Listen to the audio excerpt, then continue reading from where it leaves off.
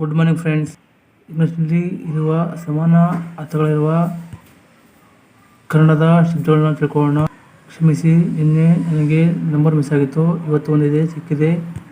ಇವತ್ತಿನ ಮೊದಲ number word 40. 40ಯಲ್ಲಿ ಮೇರು ಅಥವಾ 10 ಅಂತ ಹೇಳೋಕ್ಕಾಗುತ್ತೆ.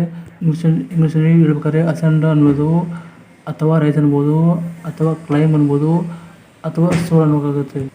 ನಂತರ ಆಶ್ಚರ್ಯಪಡುವ ಅಂತ ಹೇಳೋಕ್ಕಾಗುತ್ತೆ. ಆಶ್ಚರ್ಯಪಡುವ ಅಂತ ಹೇಳ್ಬೇಕಾದ್ರೆ ನಾವು ಅಸ್ಟಾನಿಶ್ ಅನ್ಬೋದು, ಅಥವಾ ಸರ್ಪ್ರೈಸ್ ಅನ್ಬೋದು, ಅಥವಾ ಅಮೇಜ್ ಅನ್ಬೋದು, ಅಥವಾ ಆಸ್ಟೌನ್ ಅನ್ಬೋದು. ಯಾವುದೋ ಒಂದು ಉಪಯೋಗ ಮಾಡಿ ನಾವು ಆಶ್ಚರ್ಯಪಡುವ ಅಂತ ಹೇಳೋಕ್ಕಾಗುತ್ತೆ. ನಂತರ ದೇವರ ಅಸ್ತಿತ್ವದಲ್ಲಿ ನಂಬಿಕೆ ಇಲ್ಲದವನು ಅಥವಾ ನಾಸ್ತಿಕನಿಗೆ ನಾವು ಹೇಳಬೇಕು ಅಥೆಯಿಸ್ಟ್. ಪ್ರಯತ್ನ ಅನ್ನೋ ಶಬ್ದ ಕೇಳಬೇಕಾದ್ರೆ ನಾವು ಇಂಗ್ಲೀಷಲ್ಲಿ ಇರುವ ಶಬ್ದಗಳು ಅಟೆಂಪ್ಟ್, ಅಥವಾ ಎಫರ್ಟ್, ಅಥವಾ ಎಂಡೆವರ್, ಅಥವಾ ಟ್ರಯಲ್. ಇವು 4 ಶಬ್ದಗಳಲ್ಲಿ ಯಾವುದಾದ್ರು ಒಂದು ಉಪಯೋಗ ಮಾಡಿಕೊಂಡು ಹೇಳ್ಬೋದು ಅಥವಾ ಪ್ರಯತ್ನ ಅಂತ ಆಗುತ್ತೆ.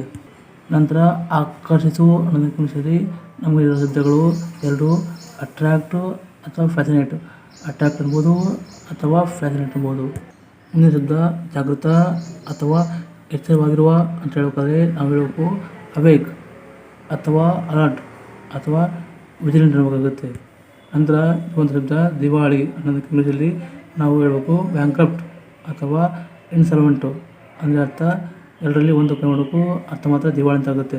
ನಂತರ ವ್ಯವಹಾರ ಅಂತ ಹೇಳ್ಬೇಕಾದ್ರೆ ನಾವು ಇಂಗ್ಲೀಷಲ್ಲಿ ಹೇಳಬೇಕು ಬಾರ್ಗೇನ್, ಅಥವಾ ಡೀಲ್, ಅಥವಾ ಟ್ರಾನ್ಸಾಕ್ಷನ್ ಅನ್ನಬೇಕಾಗುತ್ತೆ.